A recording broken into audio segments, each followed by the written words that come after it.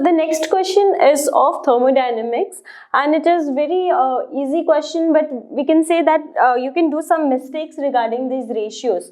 So question है 0.5 mole of gas A and x mole of gas B exerts a pressure. The pressure is given in a container of volume, and the volume is also given at 1000 Kelvin. That means the temperature is also given.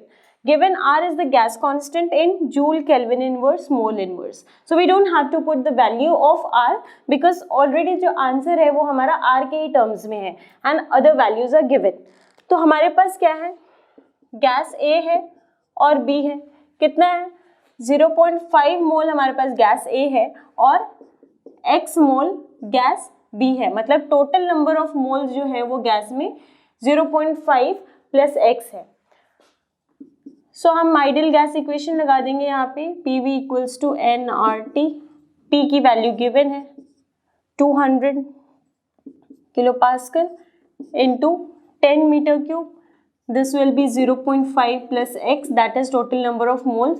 R को हम R ही रहने देंगे क्योंकि answer हमारा R के terms में है, into 1000 that is temperature. तो यहाँ से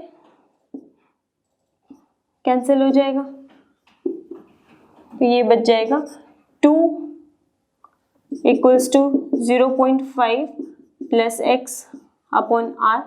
अगर r को नीचे कर दे तो 2 upon r is equals to 0.5 plus x, और I can say that 2 upon r is equals to 1/2 plus x. Okay, multiply कर देते हैं पूरे रिएक्शन को, पूरे इक्वेशन को हम 2 से, तो ये हो जाएगा 4 upon r is equals to 1 plus 2x. तो यहाँ पे माइनस करेंगे तो 4 upon r minus 1 is equals to 2x. तो this becomes 4 minus r upon r is equals to 2x. So this becomes x is equals to 4 minus r upon 2r. That is 4 minus r upon 2r. So this becomes the answer.